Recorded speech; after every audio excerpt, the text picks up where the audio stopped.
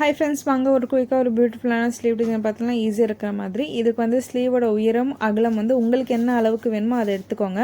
அதுக்கப்புறம் நான் வந்து அதோட சென்டர்லேருந்து வந்து நான் ஒரு 2 இன்ச் அளவுக்கு நான் மார்க் பண்ணிக்கிறேன். மேலேருந்து ஒரு 2 இன்ச்சு வந்துட்டு கீழே வந்து ஒரு 3 இன்ச்சு வர மாதிரி, அந்த மாதிரி மேலே 2 இன்ச் கீழே 3 இன்ச் வர மாதிரி நான் ஸ்கேல் மூலயமா ஒரு கோடு போட்டுட்டு ஸ்ட்ரெயிட்டாக அதில் ஒரு தையல் போட்டு வந்துடுறேன் அந்த மார்க் பண்ணதில். இது வந்து நீங்கள் ப்ளவுஸோட மெயின் பீஸ், அதாவது நல்ல பக்கத்துக்கு மேலே தான் தையல் போடணும், பின்பக்கம் போட தேவையில்லை. நல்ல பக்கத்துக்கு மேலே தையல் போட்ட பிறகு இந்த மாதிரி நான் விரித்து விட்டு அதை வந்து சென்டராக இருக்கிற மாதிரி பார்த்துக்கிறேன். அதாவது மேலேருந்து பெருசு சின்னதாக வந்து கீழே பெருசாக இருக்கிற மாதிரி கரெக்டாக இருக்கான்னு பார்த்துட்டு ஒரு குண்டு ஊசியோ ஏதோ ஒன்று நீங்கள் போட்டுக்கலாம். அது உங்களோட சௌகரியம் பொறுத்து நீங்கள் குண்டு ஊசி போட்டுக்கலாம். இப்போது நான் சாரி பீஸ்லேருந்து மெரூன் கலர் பீஸ் வந்து கொஞ்சோண்டு கட் பண்ணி எடுத்துருக்கேன். இது வந்து 2க்கு 2 அந்த அளவுக்கு எடுத்துகிட்டு நான் இதை வந்து ட்ரையாங்கிள் ஷேப்பில் மடிச்சுட்டு மேலேருந்து வந்து நான் வச்சுட்டு வரேன்.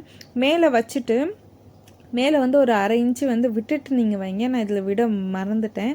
ஏன்னா மேலே வந்து நம்ம ஸ்லீவ் அட்டாச் பண்ணும்போது அந்த 1/2 இன்ச்சு உள்ளே போயிடும். அதனால் மேலேருந்து ஒரு 1/2 இன்ச்சு விட்டுட்டு அந்த பீஸை உள்ளே வச்சுட்டு அந்த பர்பிள் கலர் துணி இருக்குல்ல அதோட ஓரத்துலேயே, அந்த பீஸோட ஓரத்துலேயே தையல் போட்டுவாங்க.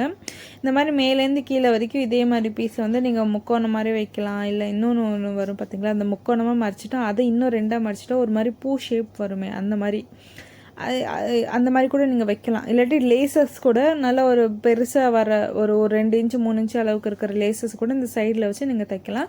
பட் இது வந்து சிம்பிளாக இருக்கட்டும்ங்கிறதுனால நான் சாரி பீஸ் எடுத்துக்கிட்டேன். ஏன்னா அது இருக்கும்போது எதுக்கு நம்ம காசு போட்டு வேஸ்ட் பண்ணுவானே அப்படிங்கிறனால நான் இப்படி எடுத்துக்கிட்டேன். இப்போ வந்து எல்லாத்தையும் வந்து ஒரு சைடு நான் எப்படி வச்சேனோ அதே மாதிரி இந்த சைடும் வந்து அந்த ட்ரையாங்கிள் பீஸை ஈவனாக இருக்கிற மாதிரி வச்சுட்டேன்.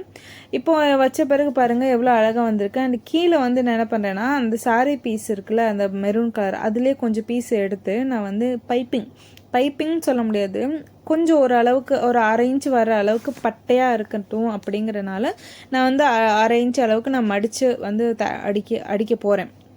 இன்னும் நான் மடித்து அடிக்க போகிறேன். ஏன்னா கொஞ்சம் பைப்பிங் மாதிரி இருக்குன்னா கூட நீங்கள் பைப்பிங் கொடுத்துக்கலாம். பட் இது கொஞ்சம் பார்டர் மாதிரி இருக்கணும், பட்டையாக இருக்கணுங்கிறதுக்காக நான் இந்த மாதிரி அடிச்சிருக்கேன். இந்த ஸ்லீவ் ரெடி பண்ணும்போது உங்களுக்கு லைனிங் தேவைப்படாது. எந்த இடத்துலையுமே பாருங்கள் பிசுறு இருக்கவே இருக்காது. எல்லா பிசுறையும் மறைச்ச மாதிரி தான் நம்ம வந்து ரெடி பண்ணியிருக்கோம். கண்டிப்பாக பிகினர்ஸ் ட்ரை பண்ணி பாருங்கள்.